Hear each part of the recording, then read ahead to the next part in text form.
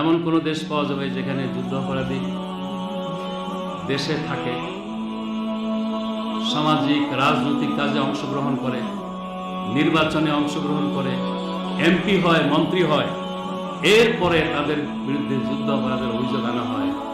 এমনটা কি যুক্তিতে টেকার মতো কোনো ঘটনা? মতিউর রহমান নিজামী ৩১শে মার্চ ১৯৪৩ সালে জন্ম। রাজনৈতিক জীবনের শুরু ১৯৬১ সালে তৎকালীন পাকিস্তান জামায়াতে ইসলামীর ছাত্র সংগঠন ইসলামী ছাত্র সংঘ বা বর্তমান ইসলামী ছাত্র শিবিরের মাধ্যমে। ১৯৬৬ থেকে ৬৯ সাল পর্যন্ত পরপর ৩ বছর পূর্ব পাকিস্তান ইসলামী ছাত্র সংঘের সভাপতির দায়িত্ব পালন করেন নিজামী। এর পরের ২ বছর অর্থাৎ ১৯৭০ এবং ১৯৭১ সালে নিখিল পাকিস্তান ইসলামী ছাত্র সংঘের কেন্দ্রীয় সভাপতির দায়িত্ব পালন করেন মতিউর রহমান নিজামী। নিজামী ইসলামী ছাত্র সংঘের কেন্দ্রীয় সভাপতির দায়িত্বে থাকা অবস্থায় মুক্তিযুদ্ধ শুরু হয়। বাংলাদেশের মুক্তিযুদ্ধের সশস্ত্র বিরোধিতা করতে নিজামী গঠন করেন আল বদর বাহিনী, যা পাকিস্তান সেনাবাহিনীর অক্সিলারি ফোর্স হিসাবে স্বীকৃতি পায়। মুক্তিযুদ্ধের ৯ মাসে এই বদর বাহিনীর কাজ ছিল বেছে বেছে বুদ্ধিজীবীদের হত্যা করা আর মুক্তিযোদ্ধাদের পরিবারের উপর হত্যা ও নির্যাতন চালানো।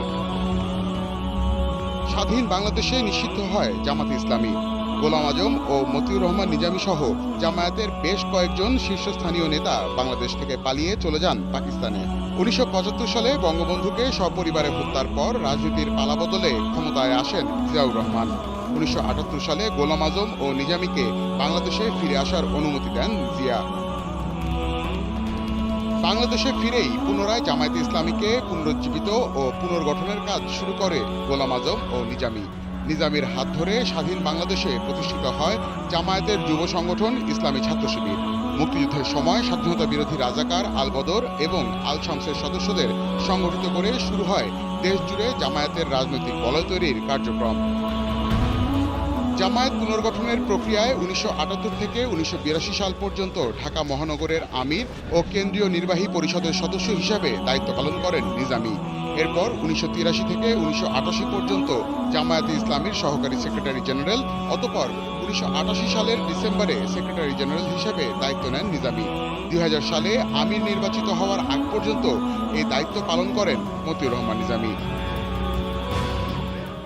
১৯৯১ সালে জামায়াত ইসলামীর হয়ে পাবনা ১ সাঁথিয়া বেড়া থেকে সংসদ সদস্য নির্বাচিত হন নিজামী এবং ১৯৯৪ পর্যন্ত সংসদে জামায়াতের প্রতিনিধিত্ব করেন। ২০০১ সালে নিজামী বিএনপির সাথে ৪ দলীয় ঐক্যজোট গঠন করেন এবং তার নির্বাচনী এলাকা পাবনা ১ থেকে আবারও সংসদ সদস্য নির্বাচিত হন। এরপর যা ঘটে তা ছিল স্বাধীন বাংলাদেশের মানুষের জন্য এক মর্মান্তিক ঘটনা। ৪ দলীয় জোট নেত্রী বেগম খালেদা জিয়া নিজামীর গাড়িতে তুলে দেন বাংলাদেশের পতাকা। ২০০১ থেকে ২০০৩ সাল পর্যন্ত তিনি কৃষিমন্ত্রী ও ২০০৩ থেকে ২০০৬ সাল পর্যন্ত শিল্পমন্ত্রীর দায়িত্ব পালন করেন বাংলাদেশ রাষ্ট্রের বিরোধিতাকারী মতিউর রহমান নিজামী।